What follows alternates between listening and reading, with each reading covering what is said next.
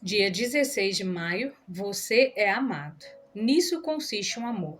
Não em que nós tenhamos amado a Deus, mas em que ele nos amou e enviou seu Filho como propiciação pelos nossos pecados. 1 João, capítulo 4, versículo 10. Deus nunca viu um homem a quem não possa amar. O amor de Deus quer nos alcançar, invadir e curar.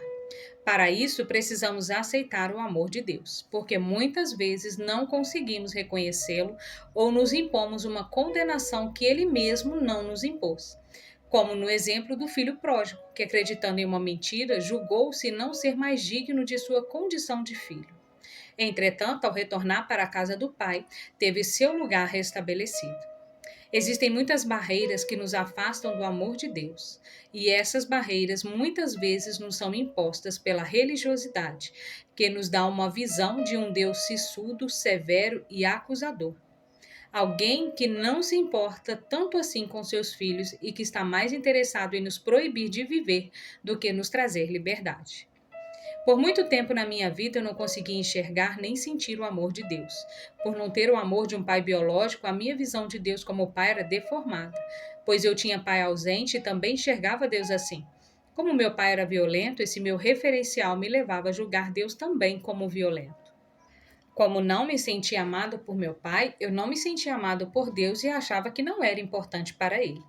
Mas a grande verdade é que Deus nunca viu e nunca verá uma pessoa a quem ele não possa amar, independentemente de seus atos, circunstâncias e até mesmo falhas.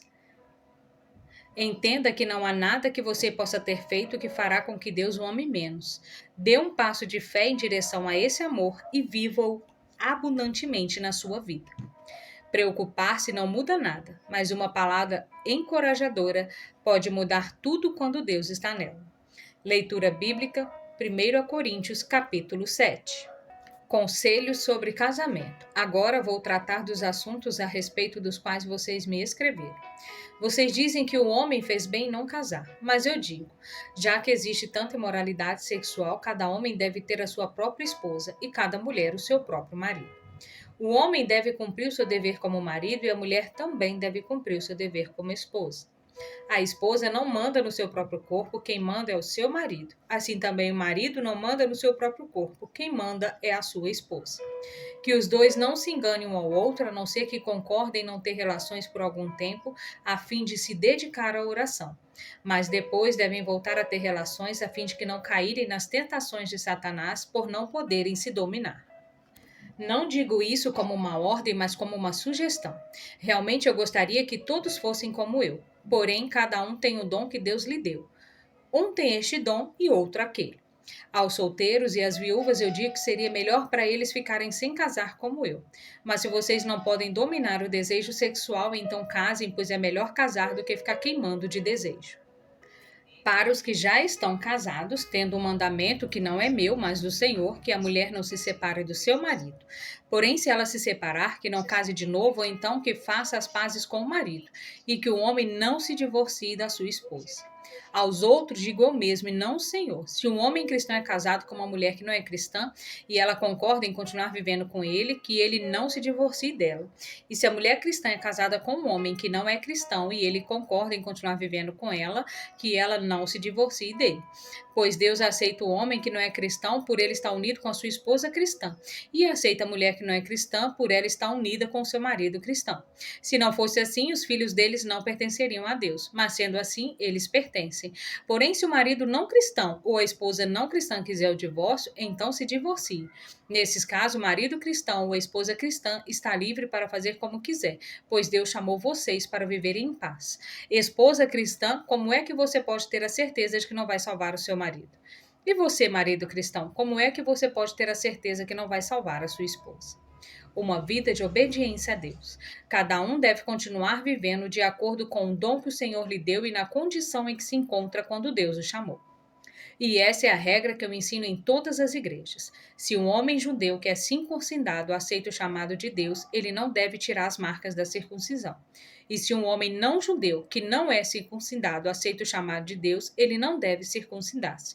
Não faz diferença estar circuncidado ou não. O que importa é obedecer aos mandamentos de Deus. Cada um deve continuar como era quando aceitou o chamado de Deus. Você era escravo quando Deus o chamou? Não se preocupe com isso. Mas se você pode se tornar livre, então aproveite a oportunidade. Pois o escravo que foi chamado pelo Senhor é agora um homem livre que pertence ao Senhor. Assim também o homem livre que foi chamado por Cristo é escravo de Cristo. Deus comprou vocês por um preço, portanto não se tornem escravos de seres humanos. Irmãos, cada um deve continuar na presença de Deus assim como era quando Deus o chamou. Conselhos para pessoas solteiras e viúvas. Para os solteiros, eu não tenho nenhum mandamento do Senhor, porém dou a minha opinião como uma pessoa que, pela misericórdia do Senhor, merece confiança. Por causa dos tempos difíceis em que vivemos, eu penso que é melhor para o homem ficar como está. Você tem esposa? Então não procure se separar dela. Você é solteiro? Então não procure esposa. Porém, se você casar, não estará cometendo pecado. E se uma moça solteira casar, também não estará cometendo pecado. Mas eu gostaria de poupar vocês dos problemas de cada dia que terão na vida de casados. Irmãos, o que eu quero dizer é isso: não nos resta muito tempo e daqui em diante os casados devem viver como se não tivessem casado. Os que choram como se não estivessem chorando. Os que estão rindo como se não estivessem rindo. Os que compram como se não fosse deles aquilo que compraram. O que tratam das coisas deste mundo como se estivessem ocupados com elas. Pois este mundo, como está agora, não vai durar muito. Eu quero livrá-los das preocupações. O solteiro se interessa pelas coisas do Senhor porque quer agradá-lo, mas o homem casado se interessa pelas coisas deste mundo porque quer agradar sua esposa, e por isso é puxado para duas direções diferentes. Quanto às mulheres, tanto as viúvas quanto as solteiras, elas estão interessadas nas coisas do Senhor, porque querem se dedicar de corpo e alma a Ele. Mas a mulher casada se interessa pelas coisas deste mundo, porque quer agradar o marido.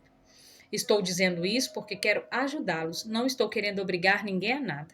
Pelo contrário, quero que façam o que é direito e certo e que se entreguem ao serviço do Senhor com toda dedicação. Aos que ficaram noivos, mas resolveram não casar mais, eu digo o seguinte: se o rapaz sente que assim não está agindo certo com sua noiva e acha que a sua paixão por ela ainda é muito forte e que devem casar, então que casem, não existe pecado nisso. Mas, se pelo contrário o rapaz não se sente na obrigação de casar e está mesmo resolvido a ficar solteiro, e se é capaz de dominar a sua vontade e já resolveu o que deve fazer, então faz bem em não casar com a moça. Assim, quem casa faz bem, mas quem não casa faz melhor ainda. A mulher não está livre enquanto seu marido estiver vivo. Caso o marido morra, ela ficará livre para casar com quem quiser, contanto que se case com um cristão. Porém, ela será mais feliz se ficar como está. Essa é minha opinião, e eu acho que também tenho o Espírito de Deus. Palavra-chave: afeto.